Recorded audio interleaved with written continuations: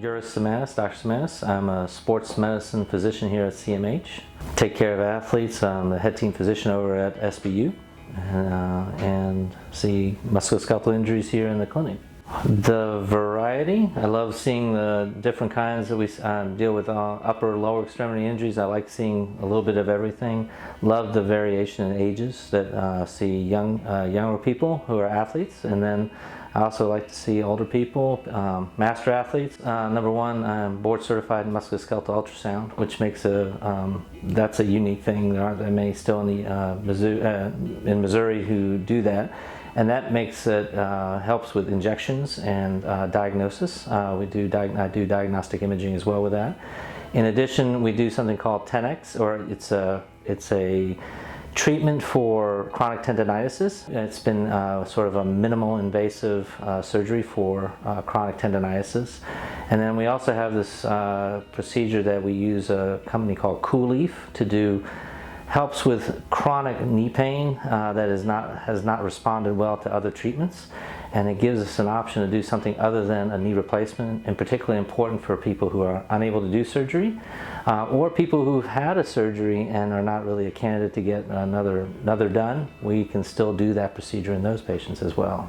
So several things, I tell people with aches and pains, if you have something that occurs and pain that lasts 2 to 3 weeks, you want to try things on your own, give it a little bit of rest, do the things that you normally do at home. But if after about 3-4 weeks, if you're not improving, then I think it's time to at least get somebody else to take a look at it and see, is there something more serious going on? Is there something else that needs to be done to make you feel better? Or to make sure that we're not missing something. And certainly with chronic pain, chronic knee pain, we expect things. If you do things, you should have some improvement, but if it's lasting more than a month, then it's probably time to come on in and take a look at it. Because there's quite a bit that we can do nowadays. People sometimes think that with arthritis that we're not able to, hey, it's arthritis, you got to learn to live with it. And that's actually really not true. Depending on where the arthritis is, each area of the body is a little different, whether it's the hips, the knees, ankles, shoulders, hands. Each one has specific things that you can do to help improve the pain, improve quality of life. Do a lot of knees.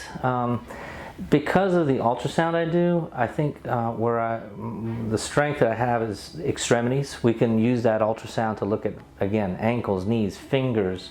You're able to do things in a way that you can't do with, for instance, x-rays and MRI. A lot of times people think x-rays or MRI the gold standard. That really depends on what you're looking for. MRI is you're laying still, same thing with x-ray, nothing's moving. With ultrasound, what's great, you can see the tendons move, you can look at muscles moving, and so you're able to do,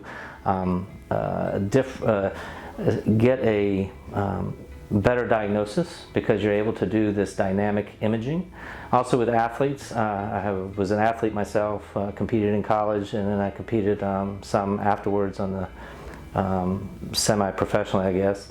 And so that's also a unique population, which is kind of fun to take care of, because it really takes one athlete to understand another. The training and the demands of the sport, everyone, even though it's different from sport to sport, there is still a kind of a universal understanding of what it takes to get that done. And so you're always on a schedule. You needed to be better last week, not this week. So I kind of have that understanding. And then also, having been the athlete, some people think that if you have an injury, the treatment is, well, just don't do the sport or stop the sport. And if you're an athlete, and particularly if you're looking at scholarships or things like that, that's not really an option. That doesn't mean we don't modify people's activities, but there's a lot that can be done to keep the person engaged and keep them active so that we minimize the amount of downtime so they can get back to their sport more quickly.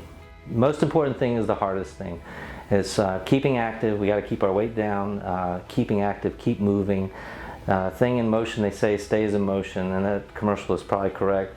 The better you're able to keep your joints moving, the more exercise you do, the stronger you stay, the flexibility, all that can help. So people who end up having arthritis, the more active they are, the less pain they tend to have in the long run. People sometimes think, well, I need to take it easy with arthritis. And actually, in some ways, you do need to modify activity, but the idea that we need to rest it, we need to be very careful with that, because often when people rest something like that, they get stiffer, they get weaker, and then that actually increases their pain, which then encourages them to do less. So kind of a couple of things, I guess. One of the things, I was a Peace Corps volunteer, lived in Thailand for 2.5 years. I worked with the Ministry of Public Health. I'm also I'm a ski patroller. I work with the National Ski Patrol, been doing that for the last 20 years. And I also have a diploma in mountain medicine, so I have a lot of interest in outdoor activity, diving and things like that. So.